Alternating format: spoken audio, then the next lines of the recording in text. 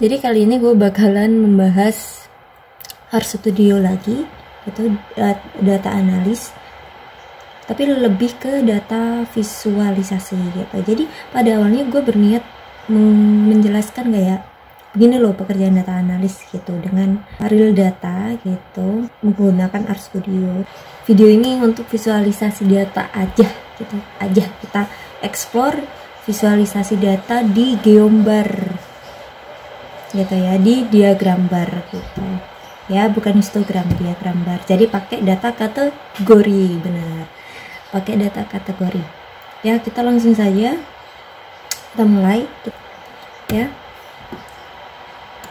Nah, kita run dulu datanya. Nah, gini. Selalu gue mengatakan bahwa ketika kita run data, kita harus mengetahui struktur datanya itu apa gitu ya.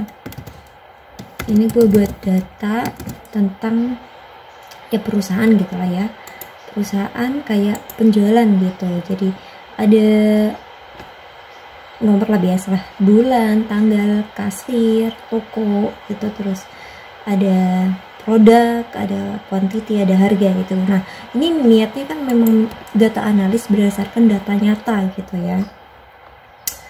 Jadi berhubung ini visualisasi data, gue ambilnya yang omset aja dulu, biar nanti kalian bisa explore sendiri gitu ya, visualisasi datanya gimana gitu ya. Oke, jadi setelah datanya itu diketahui, kita ambil omset ya, berarti kita butuh apa? Toko, otomatis ya, toko dan ini, dan neto. Jadi omset itu diambil dari neto ya, omset neto ya, kita ambilnya kayak begitu. Jadi kita lihat total omsetnya dulu, ya, kita tulis total omset itu, terus kita pakai sum biasa, summary biasa gitu. Kita pakai data neto gitu. Kenapa pakai neto gitu? Karena itu penjelasan anak ekonomi lah mungkin ya gitu. Jadi berapa total omsetnya? Ini udah kelihatan ya, di environmentnya udah kelihatan total omsetnya sekian. Nah, ini nggak jelas nih, ini nggak jelas gini. Ini nggak jelas nih, ini berapa? Ini juta kah, miliar kah, ratus ribu kah gitu. Kita buat fungsi ya untuk currency rupiah gitu ya. Ya udahlah, rupiah gitu. Rupiah, kita buat fungsinya dulu. Nah, function sendiri ini ada materinya sendiri sebenarnya untuk membuat fungsinya. Kita cari nilai ini ya, fungsi. Nah, kita butuhkan nilai, kita pakai ini. Nah, kita butuh RP format ya, fungsi format gitu, kita pakai nilai. Terus kita pakai ini, di fungsi format ada yang namanya apa ini, komponen big mark dengan titik gitu. Ini otomatis setiap 3 angka akan dikasihkan titik kayak gitu ya. Terus ada decimal mark, kita patenkan decimal marknya itu apa, koma gitu ya. Udah sesuai gitu penulisan uangnya gimana gitu ya. Setelah itu kita pakai true begini. Udah, kita coba ya, kita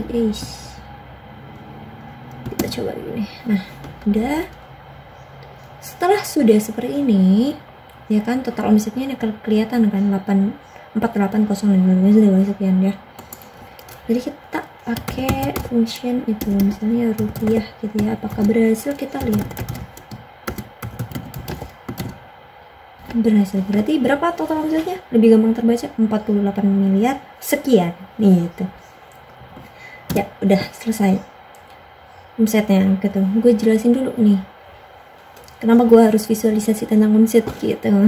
Butuh gitu, karena setiap data analis yang pertama dicari itu, kalau masalah keuangan itu omset, kalau masalah produk pasti top sales kan ya. Terus returan gitu ya. Kalau masalah produk, kalau masalah keuangan tentang omset, kerugian, diskon kayak gitu, itu udah masuk ke keuangan gitu ya, masalah promosi gitu. Jadi tim data analis itu bekerja dengan semua pihak gitu, pihak manajemen, pihak keuangan, pihak pemasaran gitu ya. Berguna data analis itu. Kuliah di statistika. Selanjutnya, setelah diketahui rupiah gini, ini kan total omset dari keseluruhan toko gitu. Toko ini, di data ini ada beberapa macam toko gitu ya. Oh, nggak kelihatan sih, kita coba lihat ya. Pakai fungsi apa? Ini udah gua sebutin sih kemarin. Unik. Kita pakai data, kita pakai toko, variabel tokonya apa? Jadi kita harus bekerja sama dengan tim IT juga ya. Tim IT itu tim database gitu, dicari tahu variabel pos itu apa. Oh, ternyata jenis tokonya gitu. Oh, ternyata ada, ini ibaratkan ya, channel gue ini perusahaan nih gitu. Ada Coms Warehouse, Coms Indonesia, Coms London, Coms Sport, dan Coms Seoul gitu ya. Gitu, itu toko-tokonya ada 5 toko ternyata gitu. Udah kelihatan, kita udah masuk ke yang namanya analisis selanjutnya. Ketika total omset diketahui dari semua toko, kita dasarkan pada setiap toko gitu. Pasti penasaran kan untuk menentukan kebijakan yang tepat gitu, promosi yang tepat gitu. Kita pakai ini dulu, package dulu ya, library dulu. Kita panggil DPLYR gitu. Nah, udah. DPLYR ini buat apa gitu? Ini buat analisis tingkat lanjut ya, mengenai filterisasi, disaring, datanya disaring, mengenai struktur data yang kita inginkan untuk ditampilkan. Kita pakai panggilan lain, omset per store gitu, thread. Nah, ya itu panggilannya, omset per store kan. Setelah omset per store, kita ambil datanya dulu. Datanya dipanggil data kan, nama datanya data kebetulan gitu. Terus kita pakai simbol ini nih, simbol pemisah. Biasanya pakai plus kalau di ggplot gitu. DPLYR pakai persen, panah persen gitu ya. Kita ingin omset per store, berarti omset itu di grup gitu ya, dibuat kelompok berdasarkan toko, berarti group by apa, pos gitu ya. Udah group by pos, kita pakai ini lagi. Kita buat apa? Kita buat ini variabel baru, yaitu total omset per store-nya gitu ya. Total omset per store-nya dengan cara begini ya. Zoom, pakai neto, dan ingat kita harus hapus NA dulu ya. Tapi apakah ada NA di sini? Ini lupa nih. Setiap mau analisis data kita harus lihat dulu apakah ada NA. Kita bertanya pada R gitu, any is NA di data gitu. False. Kalau hasilnya true pasti ada NA. Kalau false nggak ada, berarti ya datanya udah kebersihin sih emang. Itu kalau emang ada NA, kita hapus NA-nya.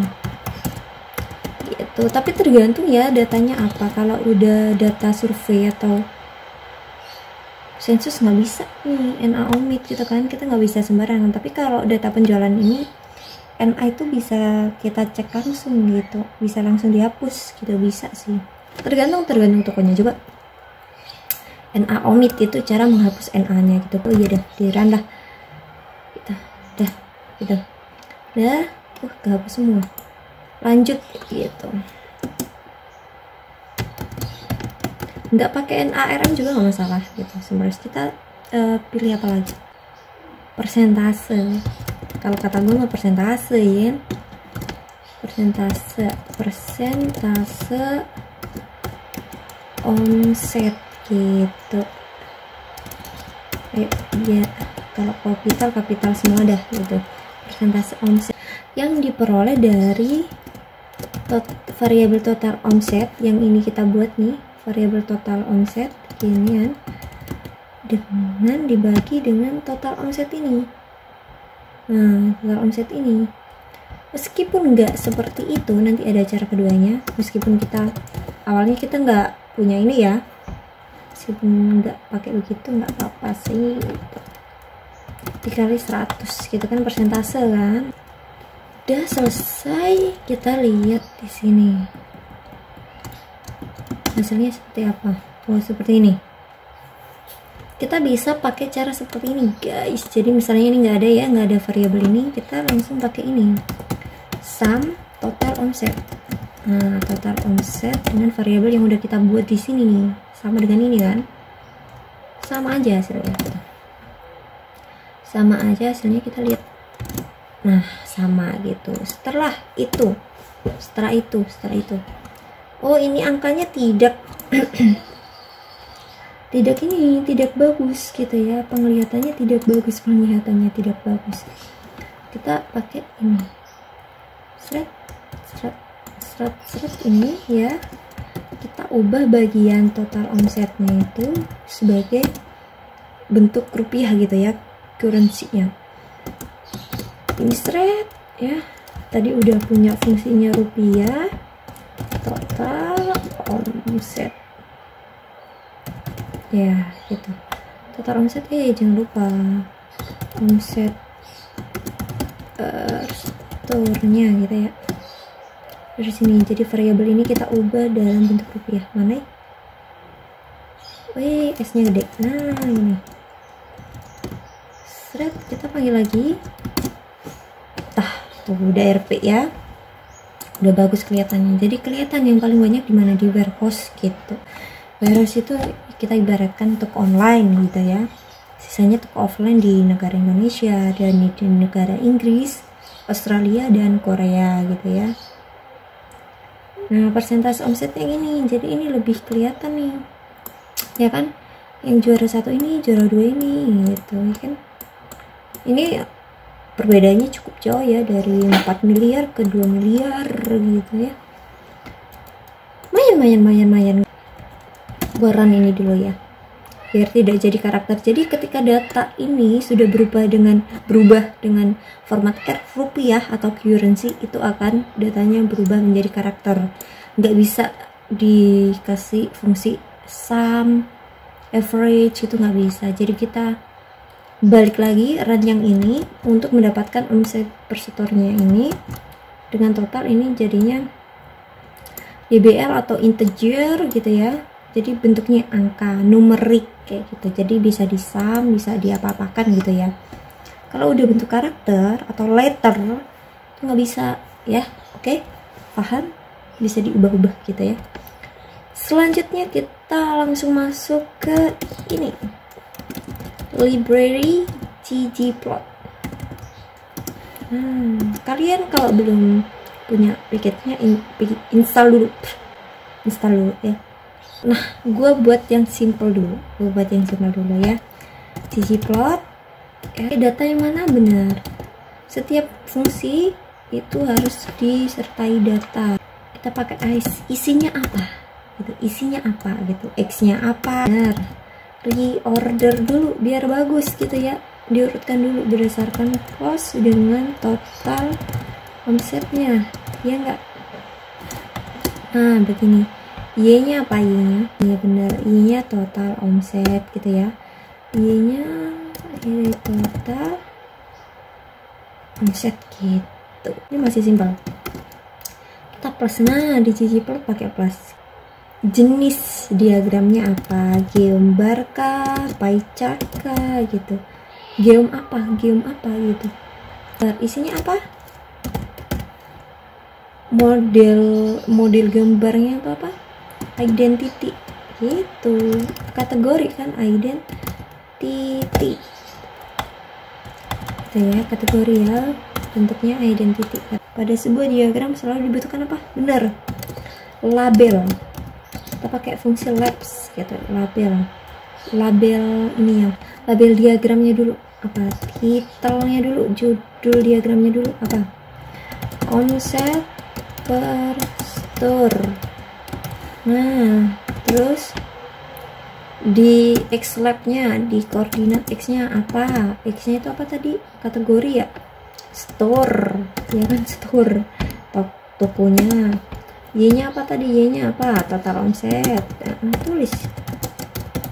Diagram yang bagus itu diagram yang jelas, jadi orang awam itu bisa tahu gitu. Ini apa ini? Gambar apa ini? Menunjukkan apa ini? Gitu ya. Kita buat temanya biar lebih bersih pakai ini. Tem minimalnya ini jadi bersih. Nah, begini. Jelek. Lah emang ini kan sederhana. Kan yang jeleknya lebih bagus dikit diapain gitu, biar Y lab-nya ini jauh lebih kecil kan. Tulisannya kayak cuman 2E plus 10 gitu. Sedangkan di X lab-nya itu lebih panjang. Nah, lebih bagus ketika kita flip aja, pakai flip core flip itu. Oh sorry, ini fungsi. Nah, gini. Udah. Wah, diagramnya seperti ini karena memang ini 79% ya tadi ya. Warehouse 79%. Kita nggak bisa jelas nih ngelihat ini ya. Coba kita potong dengan pengetahuan awal yang sudah kita ketahui bahwa warehouse itu panjang banget gitu, banyak banget, tinggi banget nilainya gitu. Kita potong di core flip-nya ini. Tadi kan ada komponen X-lim Y-lim gitu. X-lim Y-lim itu adalah batasan gitu. Jadi ini kan di flip, ini tetap X, sembunyinya store ini tetap X, total ini tetap Y gitu. Ini karena kita flip aja jadi gambarnya seperti itu, nggak ganti ini jadi X, ini ganti Y, enggak. Tapi kita flip dengan koordinat yang sama. Jadi yang kita batasi apa? Y-lim ya, misalnya dari 0 sampai 5E 9 gitu. Tahu kan 5E plus 9 itu apa? Ya 5 diikuti dengan 0 sejumlah 9 ya. Paham seperti itu ya. Nah, gini. Dengan pengetahuan awal yang udah kita ketahui loh ya. Kalau Commerce Warehouse ini memiliki nilai yang sangat besar gitu ya. Kita panggil lagi ini. Nah, ya nilainya sangat besar gitu. Ini dipotong aja gini, dipotong di senilai 5 miliar ya. 5 miliar gitu. Buat tulis di sini dah. Di Y koor dipotong di nilai 5 miliar gitu ya. Miliar gitu. Ya. Nah, gitu. Paham? Masih jelek itu gambarnya, diagram apa itu gitu. Masih tidak menarik, makanya kalian beralih ke Canva gitu kan, ke Corel Draw gitu. Kita pakai fill dulu gitu, fillnya digambar gitu ya. Pakai apa? Sky blue misalnya. Lebih bagus dari yang tadi gitu, lebih bisa diatur gitu, tapi blue doang nih. Ini gua tulis ini ya, ini jadi diagram biasa aja gitu, diagram biasa aja gitu. Di sini baru diagram yang cukup apa ya, cukup menarik gitu, cukup menarik gitu ya. Gua kopas ini dulu, nah biar kalian tahu ini simpelnya kayak begini ya. Simpelnya kayak begini, ada yang lebih bagus lagi. Kita fillnya nggak di sini, kita fillnya nggak di situ, kita tambahin fill di sini biar lebih jelas ya, bahwa kategorinya tuh berdasarkan apa? Pos ya, kategorinya berdasarkan pos. Nah setelah itu kita pakai function ini,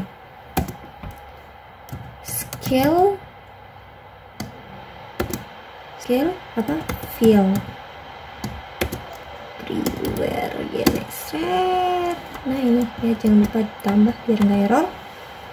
Kita pakai colornya itu berdasarkan gradiennya sih, nggak ada bergradasi gitu ya. kita pakai ini. Kalau kita mewarnai kan pakai pelet ya, pelet gimana tuh bilangnya, pelet. Misalnya kita pakai greens gitu, bisa nggak ya? Oh bisa, lebih bagus bro, bagus kan, bagus gitu ya, pakai greens. Misalnya apakah cuman greens doang? Kita coba purples ya. Aduh nggak tahu bahasa Inggrisnya. Purples bagus tidak, gua habis mandi. Bagus ya, lebih bagus, lebih wow gitu sih ya. Canva ya. Misalnya kita mau nanya nih apa aja di Scaleville Brewery ini, kita pakai ini display, jadi kita tahu apa aja macamnya warnanya. Oh ini bro, kita zoom dulu biar majreng di mata kita ya. Nah, gue gedein. Ternyata ada ini. Oh ada ini ada grays, greens, jambu. Oh ada set 1, ada pastel 2, dark. Misalnya kita pakai dark tuh ya, kita pakai dark tuh ya, dark tuh. Nah itu ya, lebih warna, lebih bagus, tapi lebih bagus yang pakai gradient ini sebenarnya, kayak pakai green atau apapun lah tadi, lebih bagus, lebih bagus lah menurut kita ya. Itulah visualisasi gambar, jadi banyak banget yang bisa kita lakukan dengan ggplot guys gitu ya. Jadi untuk laporan biasa yang kita buat di presentasi gitu ya kan, tugas-tugas biasa itu bisa pakai R, nggak usah beralih ke Canva atau ke aplikasi lainnya. Hanya menggunakan R gitu kalian bisa melakukan semuanya. Sama dengan Python gitu, R Python gitu, bagus gitu ya, seperti itu. Selamat belajar gitu. Mungkin